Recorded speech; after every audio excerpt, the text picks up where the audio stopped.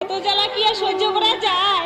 কত আবো বিয়েও না হয় তোর 2 দিন দেরিতে হইবে, তা তোর এত ভাবনা কিসের? কিন্তু কিন্তু আর কি? হুমর